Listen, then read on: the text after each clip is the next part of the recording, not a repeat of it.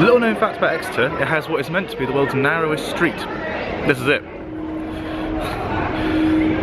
This is Parliament Street in the middle of Exeter. My shoulders are kind of touching the walls.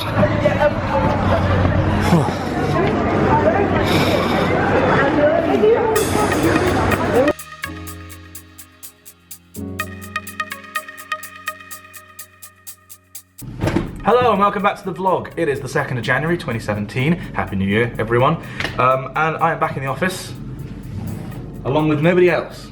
Today's a weird day to start the vlog on, actually, because it's a bank holiday, because the New Year's Day is normally a bank holiday, but it was a Sunday, so it's days off, which means nobody else is here. It also means that I am starting the vlog entry today at like 2 o'clock, because I thought I'd be nice to myself. It's a bank holiday, it's meant to be a bit of a break, and frankly, I kind of needed to still recover after New Year's.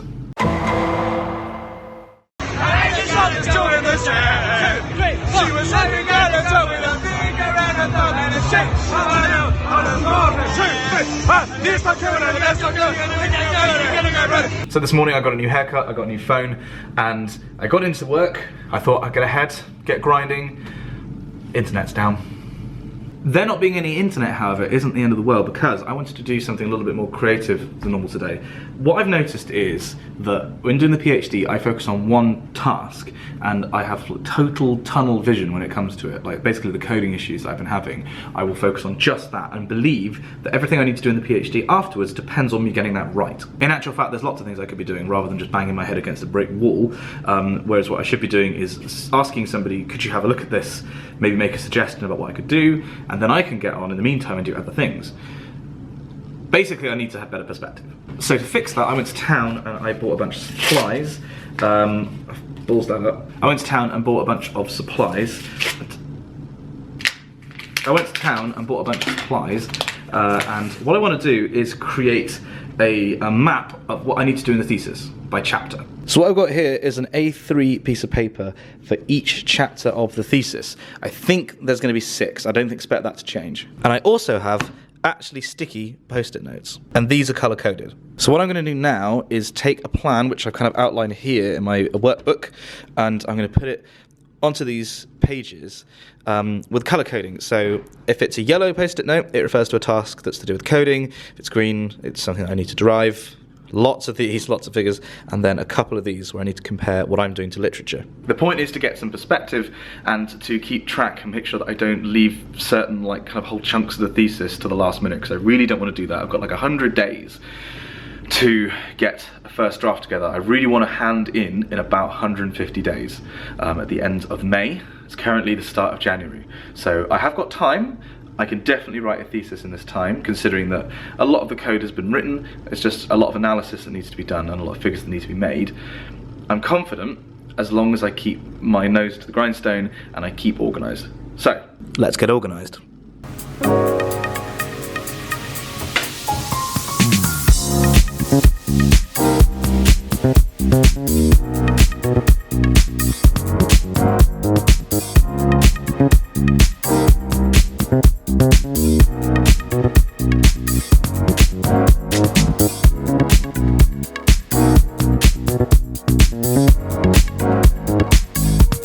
So it turns out it wasn't only the Wi-Fi that's been turned off, they've actually turned off the heating as well. It's pretty cold.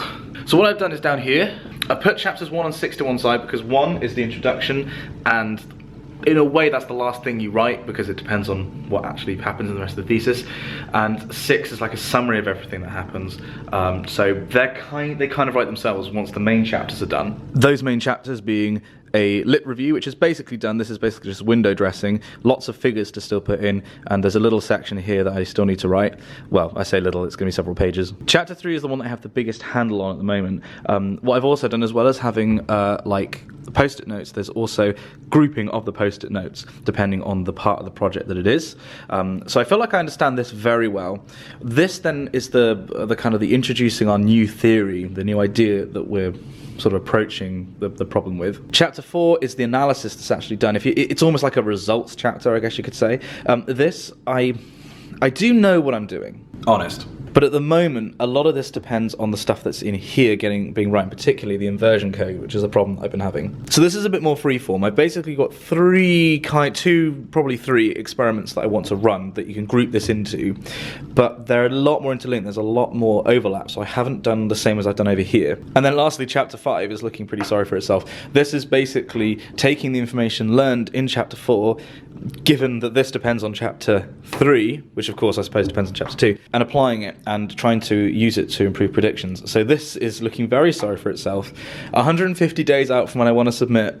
This isn't the best, but we've got something to go on, and I just have faith that this is going to fall into place. I have now been here for... how many hours have I been here? I should probably go home.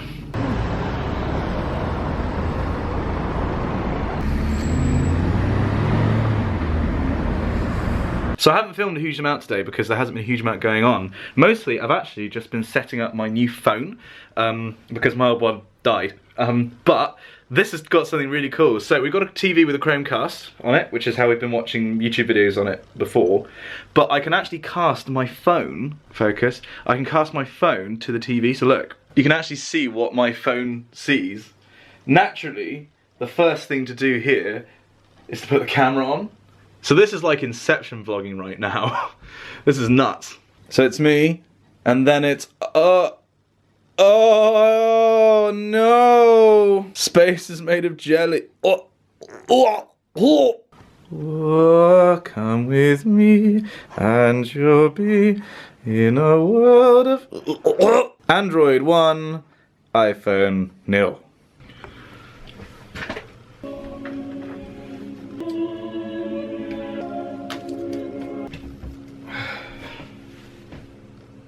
Job's a good one. Right, well that's that put up.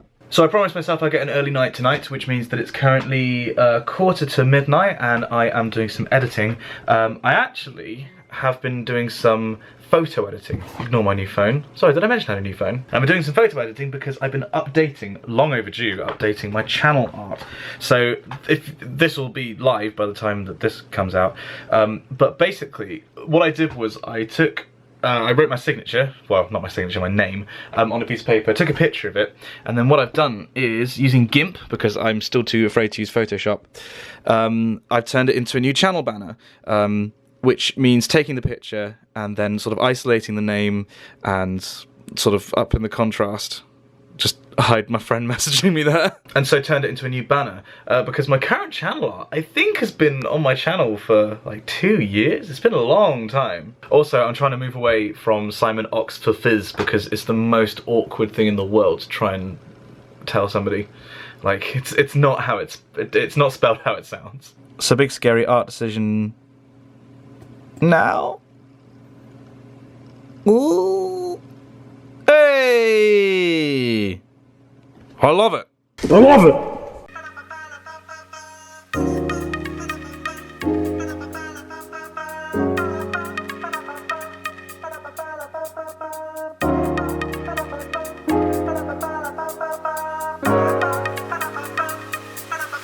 So this morning I was working on reading a paper and doing some more organisation and kind of following up what I did yesterday.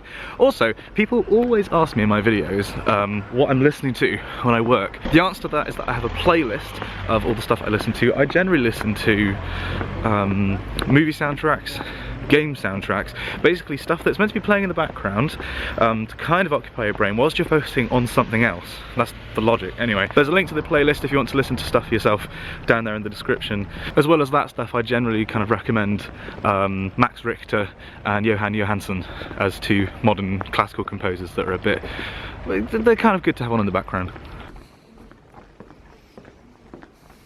So it's exam week at uni, the first week, actually it's the week before term starts. So there's basically nobody here.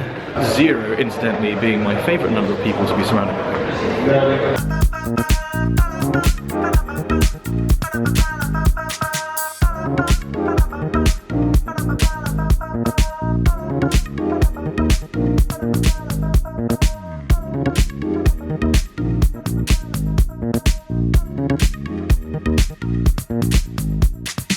So this afternoon I was finishing off reading this paper, making some notes on it, which is going to have some implications for how I write my thesis. Not the science, but like how I phrase it.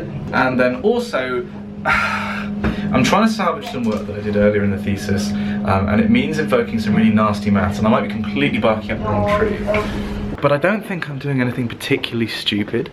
I need to spend a bit more time on it. It's not time wasted, even though it is kind of exploratory. It is something that will hopefully salvage quite a bit of the earlier work for my thesis. But it's using some maths that I haven't used since my third year at Oxford when I was doing general relativity.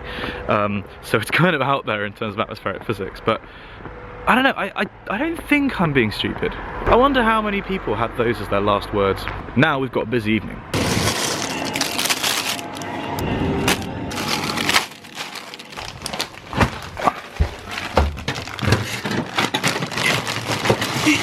Yeah. There we go. I'm going to try and sneak a run in because I've ignored exercise for far too long. Alright, well that was 4 kilometres, which isn't very far, and I did it in far longer than I should, but it's 4 kilometres more than I would have run if I'd stayed on the sofa, so baby steps. I am now getting dressed in one of my finest geeky t-shirts because we're at Board, which is the board game cafe in Exeter, and it's definitely one of our favourite places because it's one of the geekiest places in Exeter. What have we been playing? We've been playing Obama Llama and Simpsons Top Trumps. These are our warm-up games. We've come here a few times and we've played maybe 2% of all the games here. There's just so many. So the way that it works is you pay a flat fee to get in, and then you can buy food and drink here. But basically once you're in, you can play as many games as you want for as long as you want. And the decor's really cool, the people who work here are fantastic and they like show you how to play the games. This, by the way, this isn't a sponsor message, we just really like it here. Hey Lily, this is our friend. What a mess, right? What a mess. Lily, what are we playing? I don't know what it's called. Train game. It's called Ticket to Ride.tm. What's the point? I'm trying to get to the longest train possible. Maybe? Has someone taken your route? No, but I'm... Oh god, do I go for the... Has something interesting happened? Go for the LGBT train. I think I can afford to wait another turn and that will probably come in handy, so I'm going to take that. Simon, we just want to capture your shame of how badly you lost compared to everyone else. I was told that I wasn't risky enough, and I took some risks just to prove you guys wrong. And those risks did not pay off. This is how everyone else did. Dan is actually, he's at 5, he's at 105. And then we've got an 85, a 72, and there's me on 30. But I would have been at 80 something. Yeah, you woulda, shoulda, coulda. If I had not been stymied by somebody. And again, I'm pretty sure I'm actually on 115. Because I do have the I'm pretty sure I have the longest train. Oh, you big little bitch. Dan, on a scale of 1 to Nigel Farage, how smug are you right now? Cloud 9. So it was more satisfying seeing Simon lose than it ever would have been if I'd won. Which is exactly the same, but I get double because I saw you lose and I won.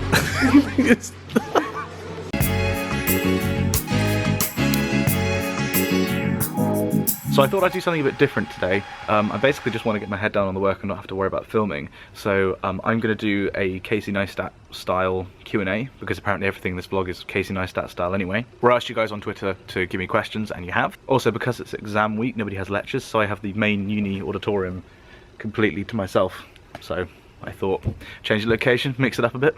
Daniel Brenner asked if I could meet any physicists dead or alive, who would I pick?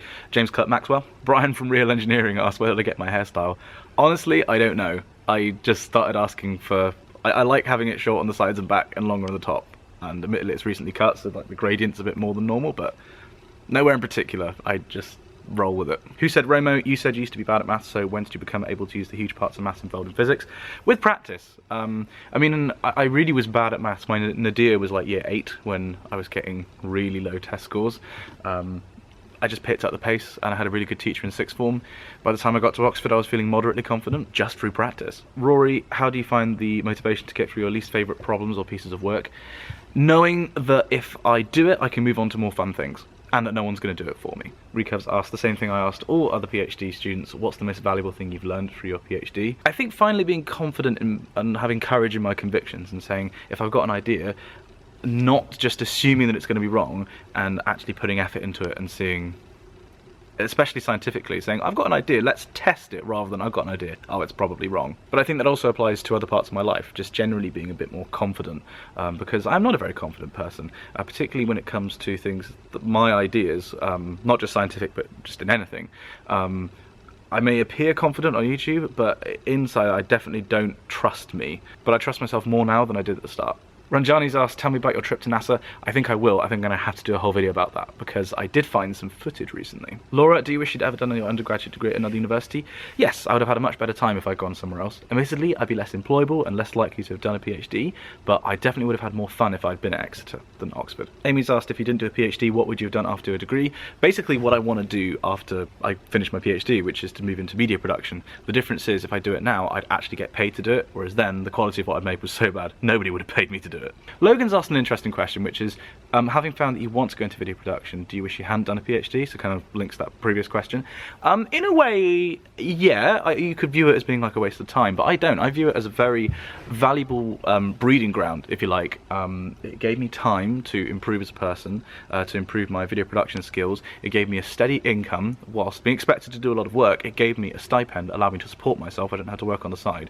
And so gave me, it was like a cradle, or like a launching pad. So I'm incredibly happy that I did it. If nothing else, I feel if I'd stopped after undergrad, I would have always wondered what it would have been like if I'd carried on.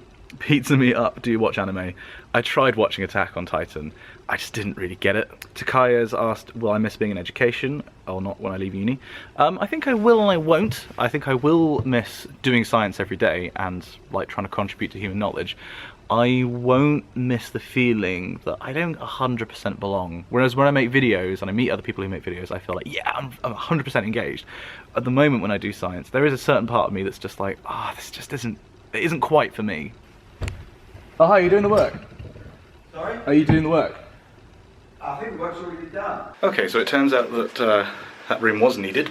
In terms of work today, I have been really rigorously planning out the 3rd and 4th chapters of the thesis, and I feel like I've got a really good grip now, much better than I had on Monday on what the 4th chapter is going to be, so that's a win for organisation. Now this afternoon I'm going to go through and just edit the structure of my 3rd chapter briefly.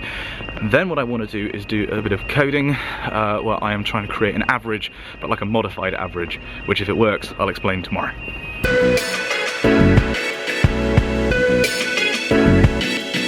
So I stayed with the girlfriend last night, which means that I didn't have a few supplies with me. Like I didn't have any hair gel, so I looked like a monk. I didn't have a razor, so I looked like a knockoff Tony Stark. I also didn't have any proper socks with me, so I've had to co-opt some. So this morning I was coding up what I was talking about yesterday, which was like a modified average. So one of the things I'm doing in my PhD is kind of characterizing these events that happen in the atmosphere. I'm looking at the PV field, which I talked about before.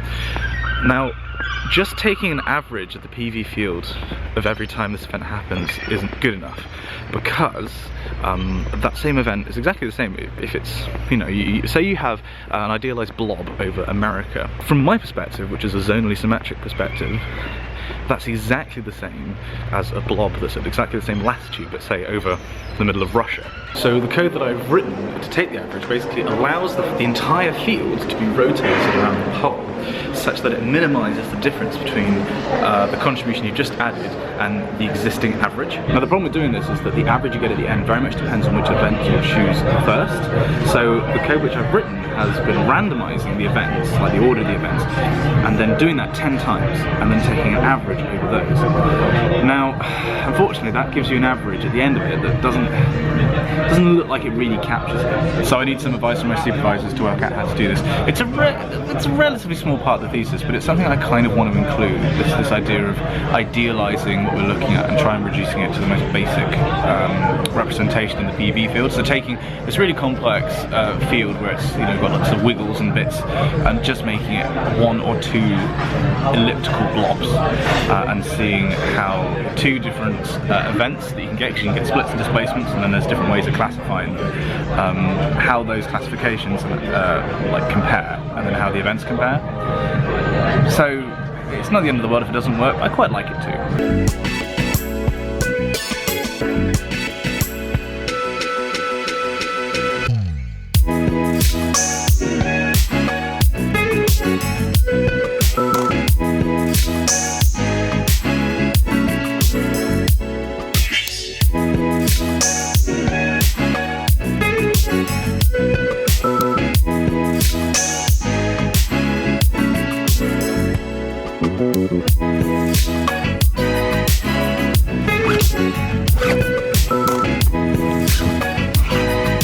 I feel like code behaving badly could be the subtitle for this whole series of vlogs.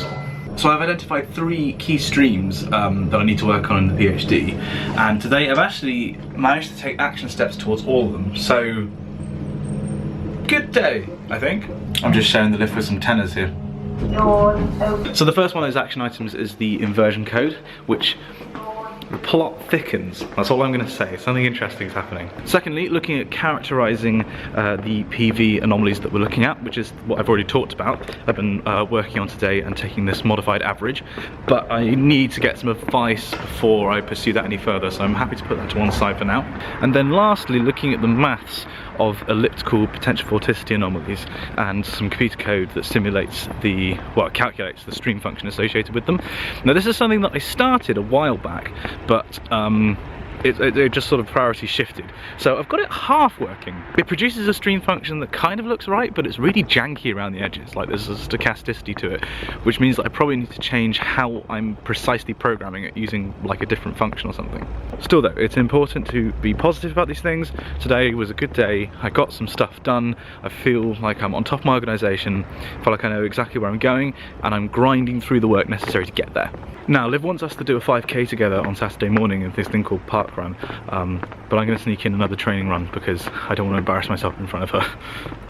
Okay, so run done. That was 5.2k, so longer than the other day, even though it didn't actually feel it, so progress, I guess. I was going to film a video today about my research projects that have gone on over the course of my academic career, which is something that I'm going to hold fire on because it's about 10 o'clock and I feel like I'm going to look tired and I'm going to feel tired whilst doing it, so I've got plenty to be getting on with in the meantime. So I'm going to be doing some editing, doing some, oh, I almost told you what the big project was then. Doing some work on the big project and just bits of life admin really. I've got a meeting at 9 tomorrow, so I've been really bad.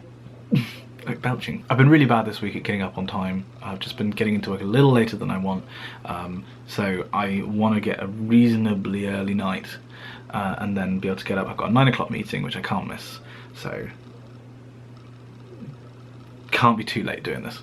Another question I noticed I get asked all the time is what I use to edit, and the answer to that is Premiere. What I actually do with these vlogs is normally, if I'm staying here, I will take the footage off the camera and put it in my PC, thank you phone, and try and edit each day as I go of the week, and then at the end, normally on Monday actually, the following Monday, I then kind of do like an overall pass and put in montages and music and stuff like that. But the basics of chopping and changing, after the number of videos I've done, it doesn't actually take that long at the end of the day. Although I am getting a little bit sick of looking at my face every day.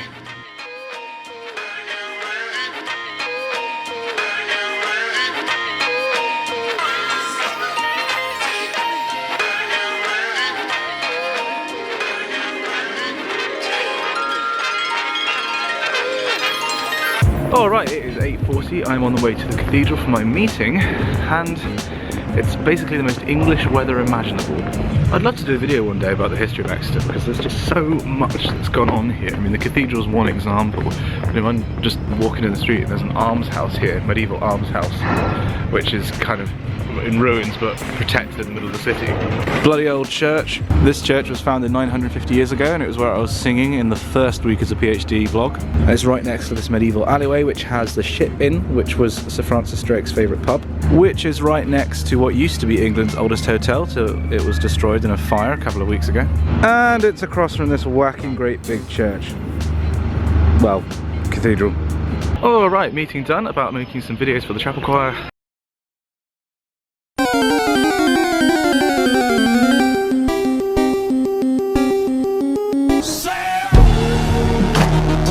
I just found that this running shop in town was closing down, so why not? I just got myself a new pair of shoes, which is a Christmas present from me to, actually no, it's from my parents to me, because they gave me a cheque for Christmas.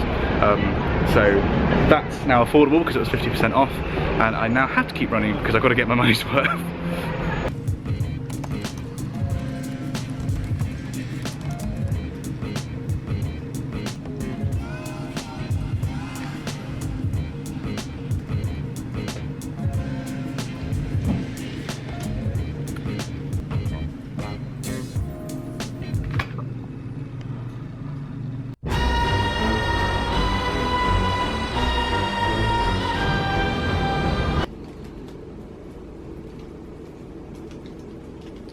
So today I was troubleshooting some code that I've been working on for a while. This is the elliptical PV anomalies, and we finally got it working.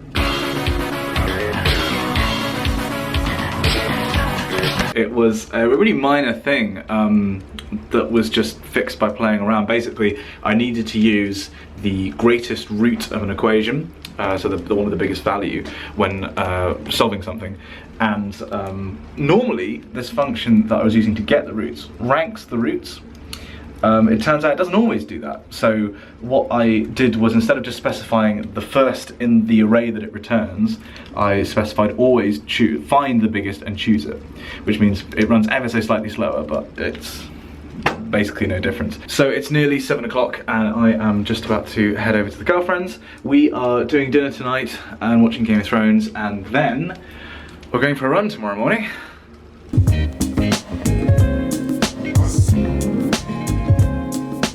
Okay, so it's currently 8 AM. We're in the middle of Exeter because Liv and I are walking to our run. I was going to show you, but then I remembered I can't. For those of you who are wondering why I'm not showing Liv, basically she's completely supportive of the vlog.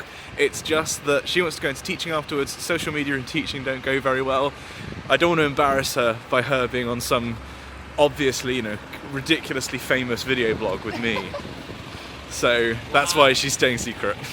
So we're on our way to park run. I thought I'd wear something which meant that I was easily identifiable by Liv from the back, because of course I'm going to be running in front of her. So I found my old hockey top, which has on the back also representing chapel choir. How do you feel about the run, Liv? Terrified.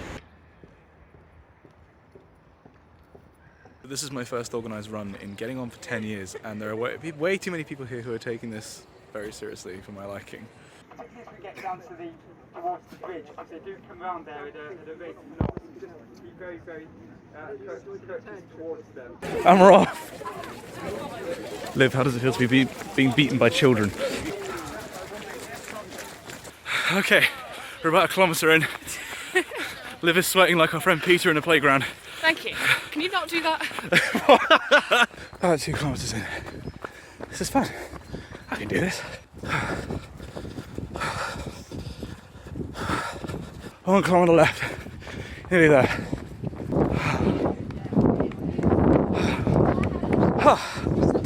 Thank you so much. It's alright, well done. You did it. Did we? We did it right. Alright, that's done. It's not a race, it's a run. So we walked, well no, we didn't walk, we ran. Definitely ran at Liv's pace. We did a pretty respectable time. We think it's just over 30 minutes. Just over 30 minutes. But we didn't stop, we didn't walk. For two people who don't really do fitness that often at the moment, but want to do more, I think we can be proud of that. Now we're going to go have a veggie sausage sandwich because we've bloody earned it. That's great. That might be the most British thing I've ever said. Yeah. So this is totally unrelated to the rest of the day, but we're getting our times for the run with these chip things, and we're scanning them at this climbing centre, which is where Liv took me for my birthday, which was literally amazing. It was like a 2-hour session of us just being kids on these things. For scale, that thing is probably about 6 feet tall, so this is a bloody big room. Okay, so I'm in town. I just dropped some clothes off at the charity shop, the RSPCA, because they didn't fit me anymore. Now I'm going to do a food shop, and then it's back to being a YouTuber, my other job. Also, to the 2 people just this week who have stopped me on the street to say hi and they like the videos, hi. I'm sorry I wasn't filming at the time, but if you ever do see me in the street, guys, do feel free to come up and say hello, because it's always nice to meet you. Also, how do you think this looks and sounds? This is the new phone, because I was using it earlier when I was running instead of the big Canon that I use. So this is a Sony Xperia X, if you like the sound and look of it. I like the phone a lot so far. Did I mention I have a new phone? Oh my god, this lens is filthy. Normally I wouldn't do this, but I'm really proud of the setup today. So I'm recording a video on my research story, like the research projects that I've done over my career. Oh god, I have a career. And I really like how I've lit it, basically. I just wanted to show you. So, but behind me we have my ring light, which is technically a beauty light, but I've been using it as like a kind of a hair light. Then thanks to the camera on this phone, what looks like just a white rectangle, if I move it off a bit, this is my softbox, which is like a very kind of broad light source. That's the camera, which is the vlogging camera, so I'm filming this on my phone again, which I've got used to using for these kind of videos because they're meant to have a vlogger kind of aesthetic. So I'm using that as opposed to a 5D. And then down here, I literally have a lamp on my bag. But the effect, I think, is really kind of good. Maybe there's a bit too much of this. I might dial this back just a little bit. But I really like this setup. I'm really into lighting, so when I get a good setup, I kind of like to share it. This is kind of like a standard 3-point setup. Admittedly, there's another light here, which is my room light. Whoa, party! But yeah, the room that I have is not ideal for shooting in. There's just not really enough room. Let me show you. Hang on. So here's me. I have a kind of a corridor up to like the side of my bed, and then that's my desk. There's not actually enough room for the chair, so I have like a tripod put in that bit of space. I have a light put in that bit of space. This is the mic stand, which I haven't set up yet. But that's it. I literally have so little space to work with in this room. So it's always a challenge to find a lighting setup that actually works. Well, a setup full stop. Oh, and we are done filming. It's only me. Get out of here, Gina, sorry. So that means there's a video coming out in the next day or so, hopefully this weekend. And then this vlog coming out, and then I've got so many ideas for video. It's just finding the time. Not actually so much finding the time to film them. Filming's not such a problem. It's what comes next, which is the editing. That's the real time sink. A rule of thumb that I heard once was that it takes roughly an hour of sort of production and post-production to get a minute of footage out at the end. For videos like this, I'm a bit faster than that now, but yeah, it does take a long time to get videos. To get a rough cut is fine. It's then polishing them that takes a long time. And that's what I'm going to be doing on this video, on the vlog, and on a video I owe to somebody else, and on the big project that I haven't told you about all weekend now. Yeah!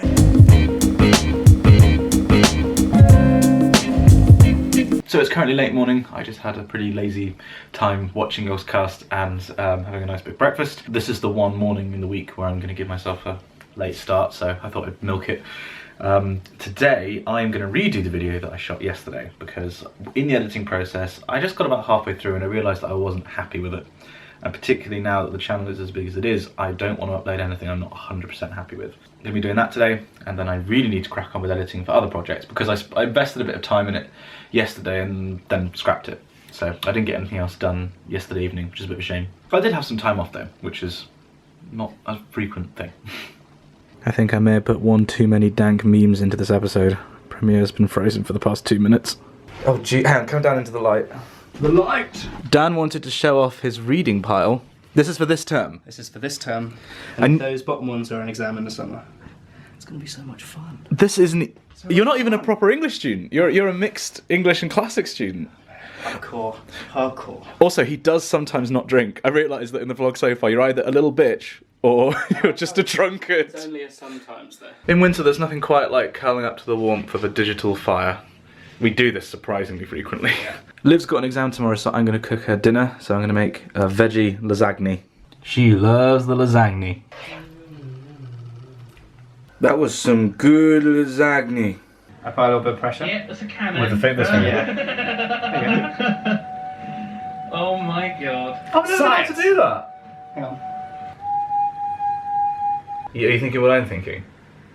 So what's that now? It sounds like this is 7th. Yeah, it's not a major chord. I feel like I'm stroking two very large nipples. You guys are really strange. Like, really weird. You're the one with the pixelated face. Hang on, I don't want to be in this. Well, you're not, don't worry. Good.